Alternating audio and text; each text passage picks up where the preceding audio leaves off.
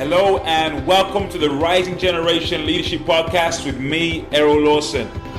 If this is your first time joining us, we want to welcome you. It's great to have you with us today. The Rising Generation exists to inspire and equip Christian leaders from all walks of life, from all around the world, to fulfill their God-given potential. By hearing these interviews with established, internationally recognized leaders, we hope you'll be inspired to connect the dots between where you are now and where it is God has called you to be.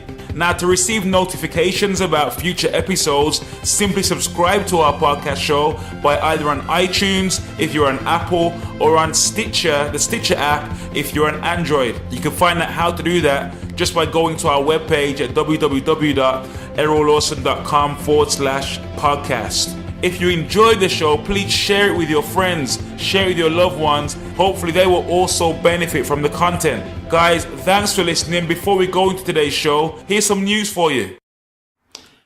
Hey guys, how you doing? It's Errol here. Hope you're doing great today. Before we go into our interview today, I want to give you just a bit of a heads up on our Rising Generation campaign that started on the 1st of October. Now, if you're not aware already, we've been doing these interviews now. We've taken some of the nuggets from the interviews and put them into a fantastic book, a resource called The Rising Generation, which is an amazing resource for emerging leaders, established leaders that will help you to step into your biggest challenges and become the leader that God has designed you to be. Now, the way the campaign works is this. Our goal is to get 1,000 pre-orders of the book between now and the end of October, and all the profits from the campaign are going to go towards our work in Africa, in Ghana. We're working with young people and giving them leadership training and soft skills training and even more. And so for the last 15 years, I've been working as a leadership coach, a consultant, working in education and in business. You can check out my website for more information.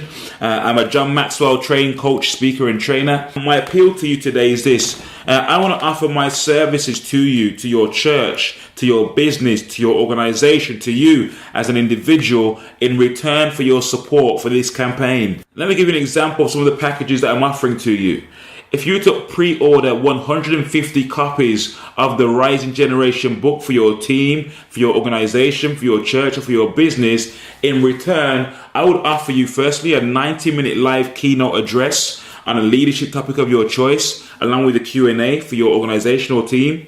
I'd also offer you a one-day leadership workshop for your team or organization, again on a leadership topic of your choice. And also, in addition to that, give you a free half-day one-to-one or group coaching session, again for yourself as a leader or for your core team or for your wider team on a leadership topic of your choice, all in return for your contribution, which is a $5,000 contribution. You're going to get $8,900 worth of value for your investment, and all the profit goes to the work in Ghana. How awesome is that? And there's similar packages. There's so many offers I've got. Another option is the $1,500 package, which for your $1,500 contribution, you'll get 20 copies of the book for your team or organization. And also a one-day leadership workshop with myself, again for your team, your organization. I'll come in and train your team on a leadership topic of your choice. How amazing is that? So much value. And there are many more offers in line with your budget, what you're able to invest. I want to reach out to you guys. Go and check out the website to make this campaign a success. We really need your support. I'm banking on you. So please share this with your friends and help us to spread the word. We appreciate you. God bless you. Enjoy today's episode. Hello and welcome again to the Rising Generation Leadership Podcast with me, Errol Lawson, and my very special guest today is Philippa Hannah. Hey. Hey, Philippa. Philippa is an acclaimed British singer-songwriter based in Sheffield in the UK. She's recorded in Nashville and her new album, Speed of Light, which tackles the challenges of life head-on, offering listeners a message of hope in the face of adversity. Since her 2007 debut, Philippa has released several studio albums, an EP and a live DVD, and published 2 autobiographical books. And as one of the most sought-after acoustic performers in the UK, she's opened tours for acts including Lionel Richie, Anastacia, Leona Lewis, Wet Wet and Collabro, and so many more. She's born into a musical family, and she knew from an early age that making music was all she wanted to do. Philippa, thank you so much for joining us today. It's great to have you. It's a pleasure. God bless you. Before we start, Philippa, just take a moment, please, to fill in any gaps in your bio, first of all, there, and give us a glimpse to what you're up to in the world right now. Well, you covered most of it, I would say. I think you did pretty well on the bio. I guess I would just say I started writing songs when I was about 13, and that's when I really realized that I had something to share in that area. And actually, I was brought up in a musical family. Obviously, I grew up watching my dad on stage. He was one of 9. He was raised in a fleet of caravans touring Ireland, doing music and drama and stuff like that. So it was his family trade, and I was born into it, really. But I had terrible stage fright. So I hated singing in public, and I hated doing anything in public. I was terrified of it. Nobody think that. Nobody think that just the way you perform is, no one would ever think that. Oh, thank you. Well, I've done a lot of performing, and I think, I think that's part of the key of getting over it, is just going for it and doing it as much as you can. Exposure therapy, just do it as much as you can. But yeah, so I only really got into music when I was about 13, really. In a serious way, because I had songs that I wanted people to hear. So I guess that's when I realized I was going to have to go out and sing them if people were going to hear them. So I started doing a lot of auditioning, a lot of competitions, and I found it really hard, really difficult on my confidence. And I guess I used to do a lot of writing for other people in that period as well. And then when I was about 20, I had a personal crisis, personal meltdown, emotionally, spiritually, every way. And that's when my music changed to have faith content, because that's when I found faith. Right. So that's the only bit, I guess, is not really covered in the bio. Wow. So can we go into that a little bit? Can you take us to that journey there when you were 20 years old? What was going on at that stage in your life? Oh, my life was just a train wreck. It felt like that. And sometimes people say to me when I say this, they say, "Oh, but it seemed you were fine. I don't remember it being that bad." And I'm like, well, sometimes you don't know just how bad things are for people, and people are really good at hiding things. So I got into financial debt because I'd been out of work, looking for music work, and spending a lot of money on auditions and things like that, going down to London every single week for auditions. So I got into some debt.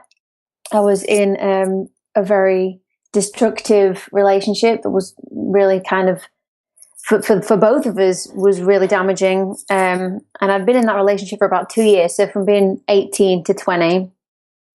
And I was trying to get out of that relationship. But when you're emotionally vulnerable, it's very difficult to leave a relationship. And I found that we were sort of kept coming back together, and it wasn't healthy. I needed to get out of that. And also we had some family stuff going on as well. My parents had some problems. And I kind of got involved with some Christians through music. So I used to do a local open mic night, met some Christians there. They dragged me along to a few things. And eventually I wound up in a church one night, November 2004. Wow. And then all of that stuff just came to the surface in a moment, all of it. And I found myself asking Jesus for help, and if he was real, could he help me? And that's where all that started. Wow, it's a great testimony. And so tell us how you transitioned from that place, that moment, to sort of into this professional career, musician and artist. How did that happen?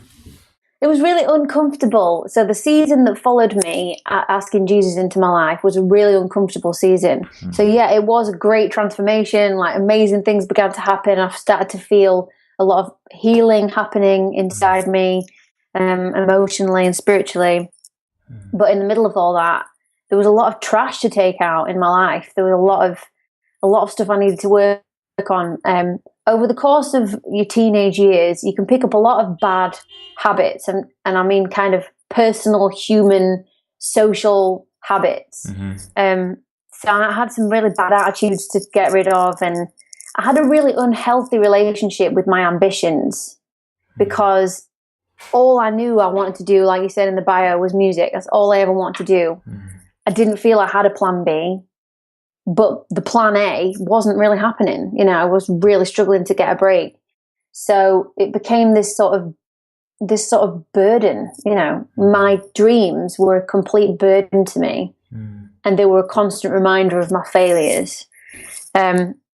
So it was really uncomfortable because as a new Christian, I literally just let it all go. And I just decided maybe I'm not supposed to be a musician. Maybe that's not who I am. And I laid it down. What I actually then went and did was joined a church and got involved in youth ministry. So I became a part of the team there. I did a leadership course. I did Alpha course. I did, and I became involved in the events team. Okay. So whatever needed doing, I would help do it, whether it was like doing a bit of tuck shop, a bit of setting things up and all of that. And I eventually got dragged into worship. Wow. How important was that process of laying it down? Maybe someone's listening right now and they're a new Christian even, and they're thinking, I want to use this gift for the Lord, you know, I want to do what I've been doing out there in it. How important was that laying it down experience? Is it important? Is it vital? I think it's vital. I really think it's vital, and not just then, but now as well. And it's hard because the more you do, the more you have to lose potentially. But you don't have anything really. Nothing is ours anyway. I feel like that scripture about whoever loses his life will find it. I think I really had to let everything go, have a clean slate, and then piece by piece, the right things came back. But I think it is actually it's a posture. It's a spiritual posture to constantly let everything go and keep your hands wide open. And I mean, just been hanging out with my good friend today who recently decided her relationship that she'd been in for 3 or 4 years wasn't right for her spiritually. They weren't on the same page belief-wise. And so she let it go. It was the hardest thing she'd done ever.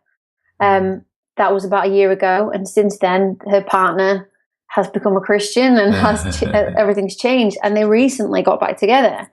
And she was just saying to me, well, you know, I really completely let it go. I never thought we'd get back together. And it's amazing how God will do that, you know, allow you to something to die. You know, like allow something to die in your life.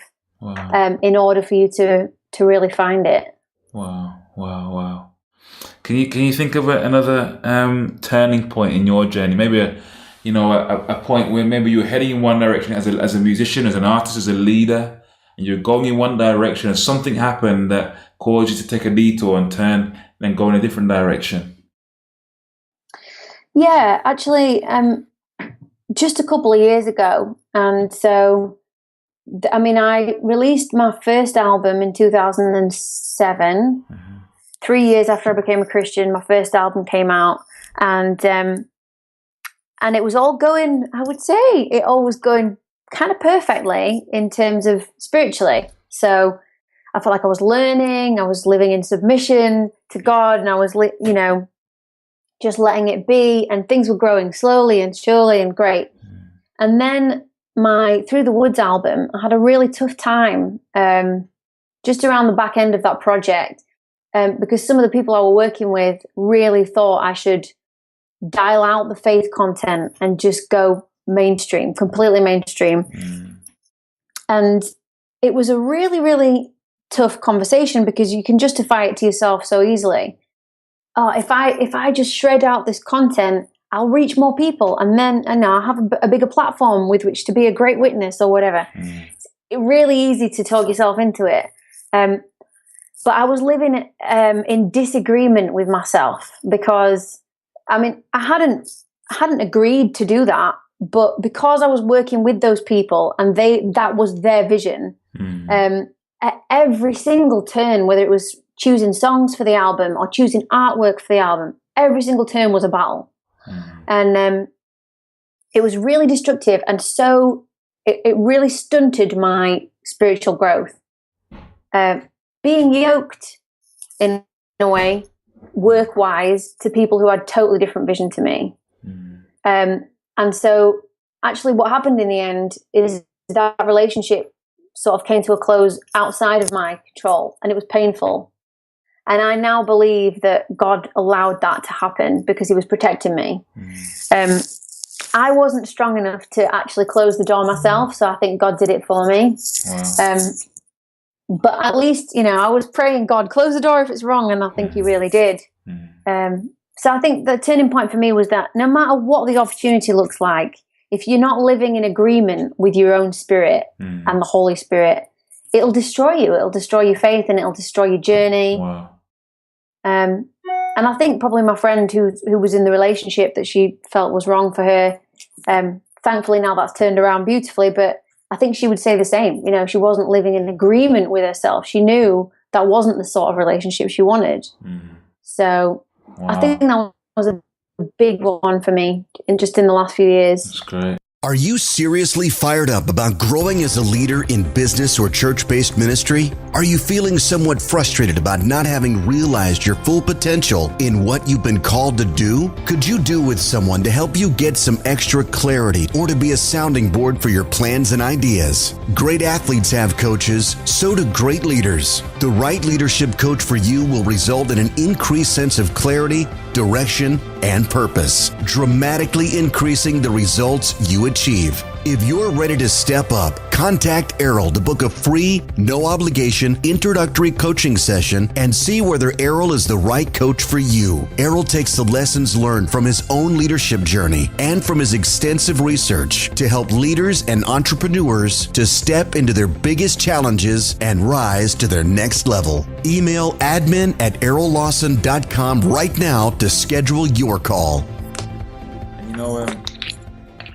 As a musician and an artist, a leader in your field, what's been your biggest challenge in leadership so far? I know that the one you just mentioned sounds like a big one as well. But is there a bigger challenge that you've had? Can you tell us that story? I think the general theme, I think we've all got a theme to our life in terms of what our challenges are going to be. And it'll probably just be a recurring theme throughout your career or your ministry. And for me, it is to do with identity and being different. Because I believe God's called me to write faith music for all people. So music that's about God, but anyone can buy and listen to, anyone can come to the concert, and they won't feel like it's so Christian they can't connect. Or, just potentially one or two songs will be the gateway for them that they can then hear more faith content or whatever. But I feel like I want to write those songs from God's heart that just invite everyone. And, I've had so much pressure. I've had financial pressure. You look at the bank balance and you think, it'd be so easy to just write, just write a straight up worship album or something. Or a straight up worship album or a straight up pop album. Either way. I've had temptation either way. And so actually just being obedient to a unique calling is hard, because pioneers will always be on their own a little bit. I guess, if you're going to do something different, you're going to experience a degree of loneliness in it. So what's the lesson there for someone listening right now and they could be a leader in any field, but they're in that same conundrum, they're asking that same question, and that same tension is there. How would you advise them? I think on a practical level, pray for people to surround you who can come alongside what you're doing. Even if they don't work alongside you daily, even if you just connected with them on social media and you only speak to them every 2 or 3 months, people who see what you're doing and believe you in it and believe it's right. I think pray for those people to come around you and invest in that. Because I have like 2 or 3 people that are just, I'm probably more like 5, I guess now. Good people, really good people who just affirm what I'm doing and remind me about it. Sometimes you need reminding of who you are, because you could be out there in the world doing whatever. People can easily just start to fill your head full of dreams of this kind of thing, or fill your head full of dreams of this kind of thing. And it's important to have people who just, say, look, what you do is right and it reaches these people and it's keep doing it. It's good. That would be my advice. It's good, man. Thank you, man. And at this stage now, some years in, first album came out, 8-9 years ago now, since the first album. Yeah. A lot has happened in you since then and around you since then. But how do you now define success at this stage in your journey? It's a good one. I think about it quite a lot. Can you hear me okay, by the way? Yeah, loud and clear. Great. I think about it a lot because people do measure success differently. And, your parents sometimes measure it differently to you. I've got friends who are in business whose parents put pressure on them all the time to do better in business because that's where they're from. But he's a Christian and he has a Christian vision for something. And for me, I feel like being successful is just obediently walking in who you are and seeing that bear fruit. And it doesn't have to look like a certain thing. I mean, in terms of you can't measure it in record sales if you're an artist. Yeah. You can't measure it in YouTube hits because you shouldn't really measure it in any conventional way, because if you're being obedient, that might not always be the most popular thing. It might not always be the most commercial thing. But at the end of the day, if you're seeing it bear fruit, and when something bears fruit because it hits you somewhere emotionally and spiritually, where it just, it explodes you. And for me, that's like getting a letter from a little girl who's like, I've just picked up the guitar and I want to be just like you. And I want to be a girl with a guitar and sing my own songs. And I'm like, to me, that's success. Or, when I'm getting just absolutely dozens of emails in broken English from people we've met on the Little Mix tour, say, just around Europe, of these teenage girls pouring their heart out and saying, I'm overcoming my eating disorder, I'm overcoming self-harm because of this particular song I heard you sing on a Little Mix tour. It's great. Little Mix made a lot of money out of that tour. I didn't make a penny out of that tour because it was so expensive to do.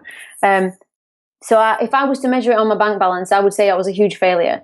But if I measure it in those messages, it was an enormous, explosive success. Well done. And managing all of that, managing life and family and leadership in your industry, how does, I think John Maxwell said that the secrets to success are hidden in your daily agenda or in your daily routine. Typically speaking, what does the first 90 minutes of your day look like? Do you know what?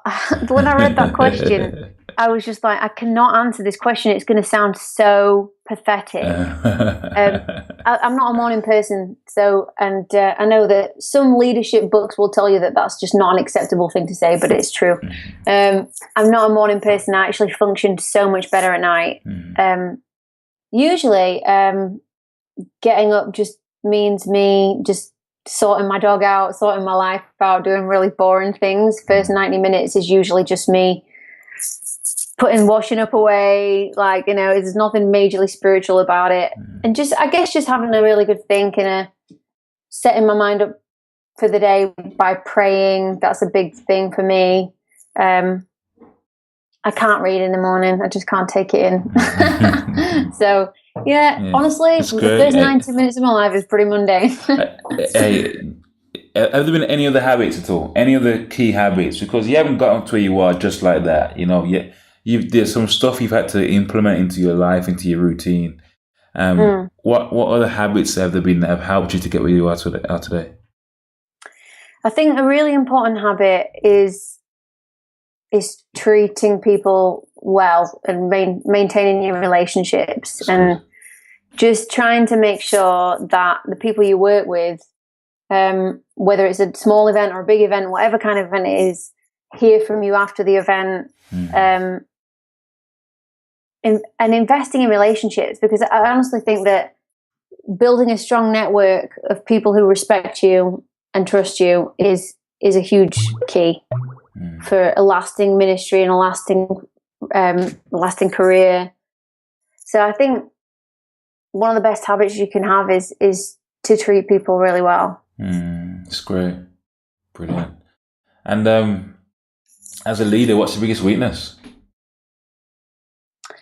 My biggest weakness is generally insecurity, because if you ever feel insecure, it can cause you to make bad decisions. So if I think about myself as not just a singer-songwriter, but as someone who's a mentor to others, doing singing and songwriting and stuff, it's like you have to be prepared to share your best with them.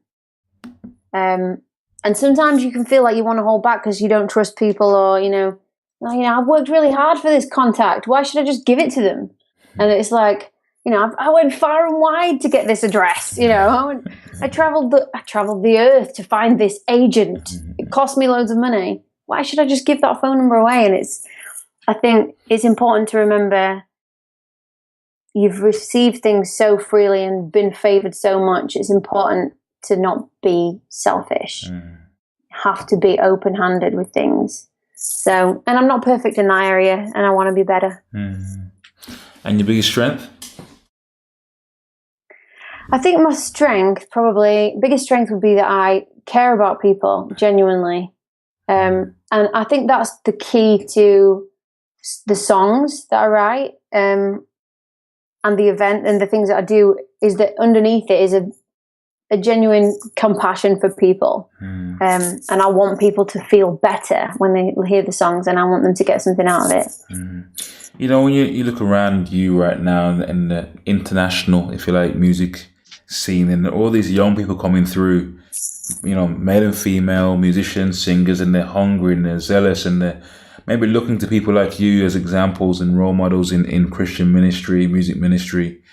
Like, what's on your heart for them? What do you see, and what's your message to them at that stage in their journey?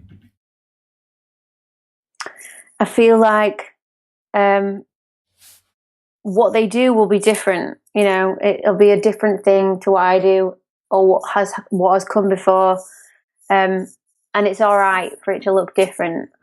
I think it's all right for it not to fit into a worship box or a pop box or a rock box or a gospel box. It can be anything. So I think it's really important to just be creative and not let people sew you into any sort of pocket. Just be yourself. That's good.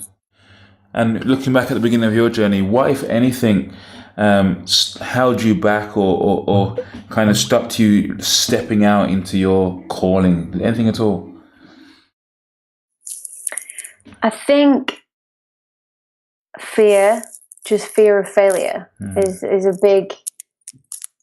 big stumbling block for people. How did you overcome that?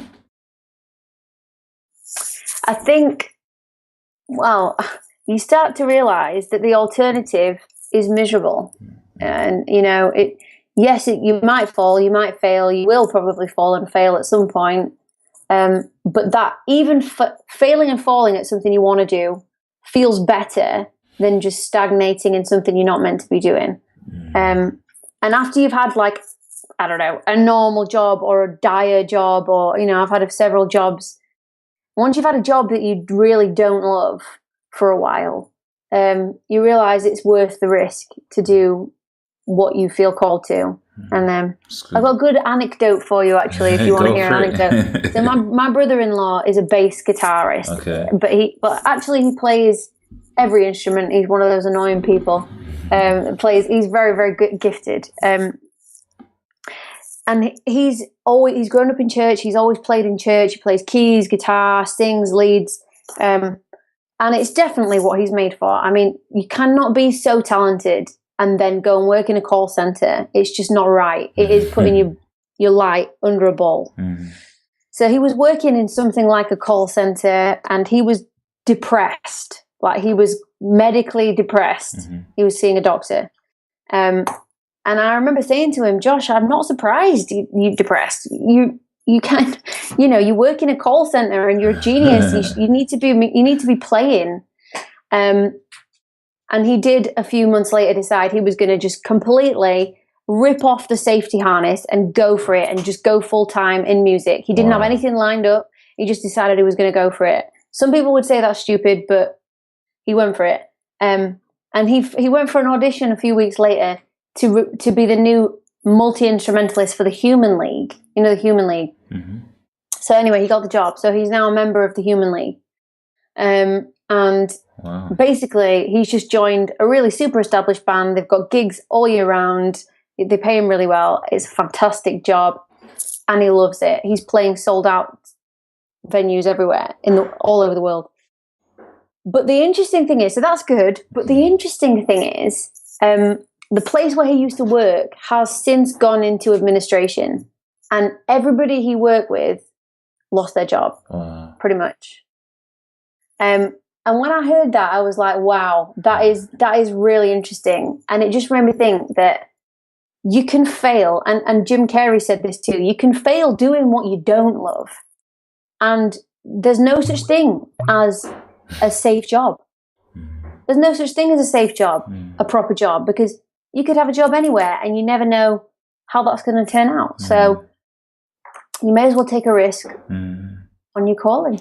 And hey, maybe someone listening today needs to hear that right now, that, you know, as you've heard Philippa talk about her brother-in-law's journey and even her own journey, that's that stepping out and having faith in God and believing God that, you know, if he's called you to that thing, if he's put that in your heart to be or to do, he's giving you those gifts and those talents, they're not given in vain, guys. They're there for you to use, to multiply, to increase in them. And for that to happen, you got to step out in faith. You literally got to, sometimes you got to walk out on the water. I'm not saying anyone should do anything silly and, you know, go and take a risk that's going to put their family or themselves in jeopardy. But if you know that there's space here for you to step into right now and become who God's called you to be, step out, man. Step out. You know, Philippa, we're almost done, right? But who have been your top? Give us 3 significant mentors in your journey so far. Who have they been? I've had, my top one is probably a guy called Andy Rushworth. Mm-hmm. He was the youth leader of that youth ministry that I first joined in Sheffield. Okay. And he was a radical. That's the only way I could express him. Mm-hmm. A really unconventional looking Christian, looks like a punk, you know, completely, you would expect him to sort of fall out of a tattoo parlor or off the back of a motorbike. He just is an unconventional bloke. But he was radically saved and radically loved Jesus. And he led this most dynamic group of people. And he really infected me with the idea that we could literally change the world and change our generation. That's great. And it completely, I think both like mentally and spiritually, he totally imparted that to me. That's great. And made me believe that we could do it. Really made me believe that. So he was a big one for me. And also my father-in-law, which is a funny one. My father-in-law, Phil, he's also our pastor at our church now. Okay. And he's majorly gifted in the prophetic. He's incredible. He in fact tapped a little receptionist on the shoulder and told her she was going to be a worship leader. She ended up being Darlene Check. Wow. But you know why I love him so much? It's not so much for those things, but it's his consistency. He's just such a consistent person. Very steadfast in faith, unswerving from it, but he always has a smile on his face. That's great. So I love him, and I think lastly, my father is a huge mentor for me. He came to faith actually in the last few years, but as a musician, a showman, and an all-round general great person, he's been a real inspiration for me. My dad. Let me dig a little bit deeper into those relationships, if that's all right. Sure. Let me ask you, what's the best piece of advice they've each given you? Well, my father-in-law, he spoke a really powerful word. The second time I saw him preach, he spoke about offenses, being offended. And I think it was a light bulb moment for me, because the way he painted the picture of just people getting consistently offended and shooting themselves in the foot, leaving church, leaving relationships, leaving friendships, behaving badly because they're offended. I just could see it. When he said it, I could just really see it. I think it just really taught me to let things go. Because at the end of the day, the enemy gets a foothold in those things and it destroys your life. So you have to let go of people offending you. It's just ridiculous. That's great. And I hate to see it. I hate to see people leaving church because someone offended them. I hate it. It's one of my pet hates. You've got to get over it. You just got to get over it, because it's your own life it's going to destroy. That's great. So that was one. I think Andy Rushworth, his catchphrase was "Make God famous." And I think that came to me at a really important time, because, as I said, I'd just become a Christian. I was laying down my career. I was laying down music. And I think I grew up thinking I needed to get famous, because, there's a lot of musicians and show business in my family. And I actually felt a bit of failure that I'd not become famous yet. So it was good to think, actually, well, that's not what my life needs to be about. My life needs to be about pointing at him. So that was good. And my dad, I guess he just taught me how to just keep smiling and keep singing no matter what's going on in the audience, no matter, and that's been really useful to me, no matter what's going on in my life, whatever. He taught me how that the show must go on, basically. That's great. Awesome. And now what's the one thing you're most fired up about at the moment? Fired up. I'm fired up about going overseas next week. I'm going to the States. Okay. So I'm going to go. What's happening? I'm writing some new songs. A retreat, is it? Like a songwriting retreat? Or? It's not a retreat, really. It's it'll be a bunch of different songwriting appointments all around Nashville, with lots of different sorts of people for different projects and for myself too. And I will also be meeting with some managers and stuff and talking about taking my career over there. So that's exciting. Hey. I'm excited about that. Nashville. It's the place to be. Yeah. And is there a book or a resource that you'd recommend right now for a leader or entrepreneur or artist or musician? I imagine that people listen to this, a lot of them are going to be musicians and artists who aspire to kind of take themselves to a global stage as well. My favorite book that I've read this year is Talk Like Ted. Have you read that one? I've heard of it. I've not read it, but I've heard of it. Yeah, it's good. It's so good. It's really, really good. Really? What was your takeaway from that? I think my favorite thing about the book is it just really causes you to drill down into what makes great speaking, and how important it is to have that skill, no matter where you are, what you're doing, whether you're a pastor or a teacher, or whether you're someone like me who just shares their music mostly. Being able to just deliver information in a way that inspires people is an amazing life skill. And it's a great science, and it can be learned, and you can get better at it. And I think that's why I liked it so much. I think it's the idea that, because speaking is kind of some people would just think, well, it's a gift, it's a gift. You either have it or you don't. But actually it's something you can really work on. And also there's a lot of inspiring stories in the Talk Like Ted book, because you get to hear about some of the things that TED Talks have been done on. So it's a really inspiring read, because you get a few snippets of people's inspiring stories. So Talk Like Ted, everyone needs to read it. Awesome. And how do you find out more about you? Where do you find your music? How do you find, what's your website, Twitter and all that stuff? Well, there's only one Philippa Hanna. There's only one. So I'm easy to find. So Philippa Hanna with one L and two P's, by the way, and no H on the end of Hannah. Philippa Hanna, that's my website, philippahanna.com. Twitter /Philippa Hanna. Facebook /Philippa Hanna. Instagram, Philippa Hanna. Snapchat, Philippa Hannah. So that's the way to find me. Awesome. Thank you so much for your time today, Philippa. It's been really insightful just to hear your heart, really, and your journey spiritually as well, and how you've kind of become and who you are today. I know that a lot of people listening are going to be inspired and just get a sense of, I mean, for me, my takeaway is just a sense of just the transparency and the openness of your heart towards your gift and your calling.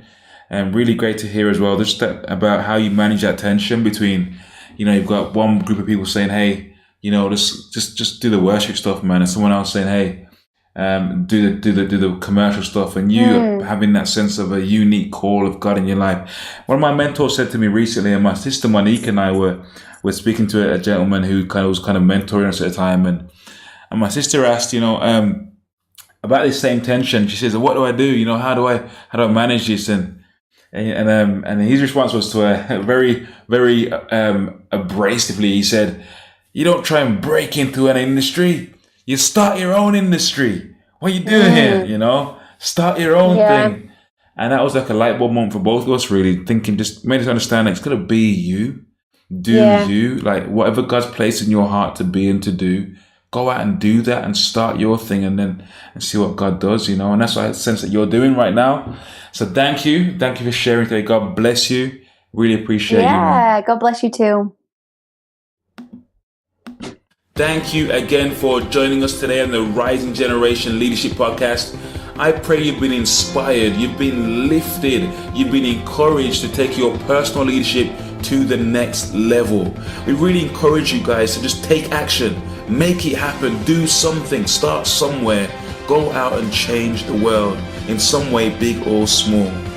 Guys, if you've enjoyed the podcast today, please share with your friends, share with your loved ones, your colleagues, someone out there you think might benefit from hearing this great content. And if you want some more questions answering, you got a question, email me, Errol@errollawson.com.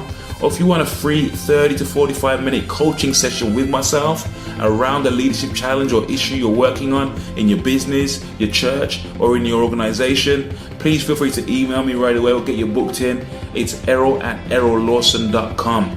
Thank you again for listening. Go to our iTunes page, check it out, check out the previous episodes. Give us a nice review, that would be awesome. Really appreciate if you could do that for us. We really appreciate you just for being here and listening.